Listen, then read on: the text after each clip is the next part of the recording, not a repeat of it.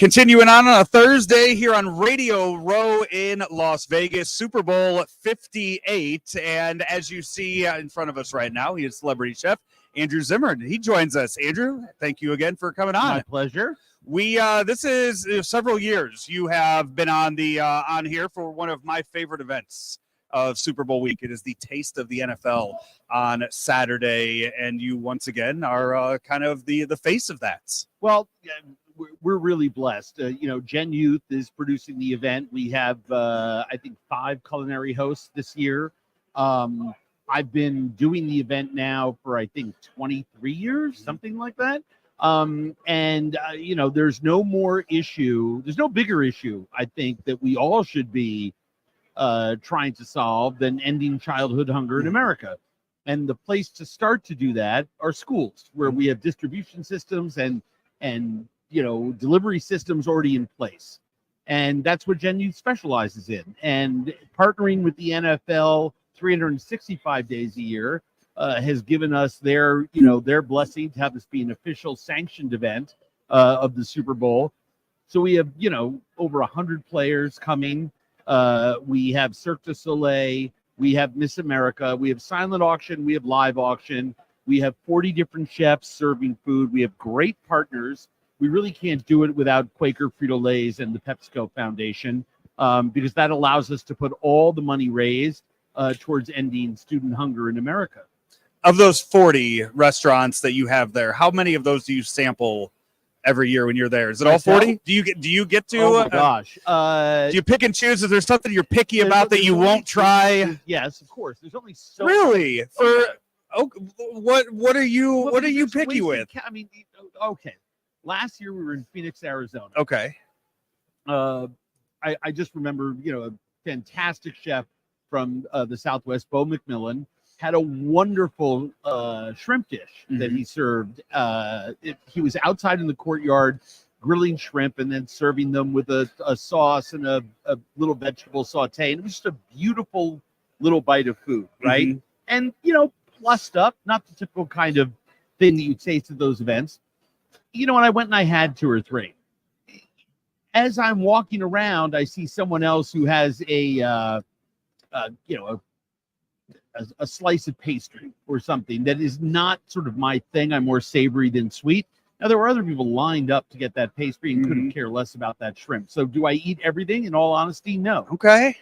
That's my favorites. I will stay away. I mean, if there's something sweet-wise that really catches my eye, but for the most part, it's got to be really, really. I did eat Lashita Perry. Presentation's a big thing for me when it comes to the sweets. Huge. Yeah. Huge. Lashita Perry, who's one of our culinary hosts, a great pastry chef, had some items at the culinary kickoff last year and at Taste of the NFL that I thought were absolutely spectacular. So I find I'm not anti-sweet. I'm just pro-savory. So you have the list of all the restaurants that are going to be there on Saturday. Is there one that you have already seen what the place is making, and you're 48 hours away, and you're saying, I can't wait to have that? My black bean chili. Okay. They say don't get high in your own supply, but I know I'm going to eat a lot of my own chili. No, I mean, a lot of people, Tim Love is making some stuff, can't wait. Mark Butcher is making some stuff, can't wait. Carla Hall is doing a chicken croquette that is Dorito dusted in triangles, can't wait. Anything when you had Dorito, wait, are we talking nacho cheese Doritos or Cooler Ranch Doritos? I'm not sure. That's okay. That's a big deal for me. I'm not a Cool Ranch Dorito guy. No, neither am I. Yeah. Neither am I. My son got me addicted to the super hot ones. Yeah. They're sold a lot in this part of the country. It's hard to find on the East Coast. The sweet chili one. That's that's a nice chip. Have you tried the barbecue Dorito? I've tried every Dorito. Yeah, okay. My kid is a Dorito freak. I'm really excited to see what the chefs are doing. I know that Belle English from Williams-Sonoma is doing a lobster roll. I'm looking forward to that. So a lot of good stuff there. So back to the child hunger. This is something that we talk about every year. I hear the passion in your voice when you do talk about it. How does that get tracked? How do you know that you are making progress in this? a lot of statistics, a lot of outreach to community organizers, a lot of outreach to schools.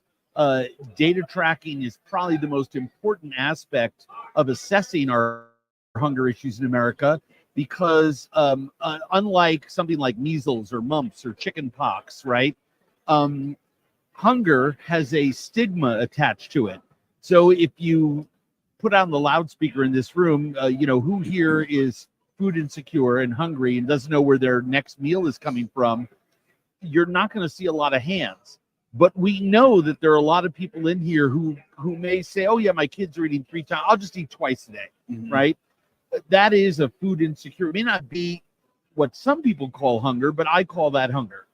I think it's very important to understand that we spend over $1.6 trillion in our federal budget. To eliminate childhood hunger in America would cost about $17 billion a year. Some of that is for equipment to go back into schools to cook the food. And by the way, I'm talking about healthy, nutritious food. And the rest is the cost every year of doing that. Now, that's 0.0027% of our federal budget, right? It's a rounding error. Yeah. It's a rounding error. So who in Washington, D.C. is for hungry children? I think that's an awful position to take. Second thing, if you want to actually put money back into the system, fix childhood hunger. What do I mean by that?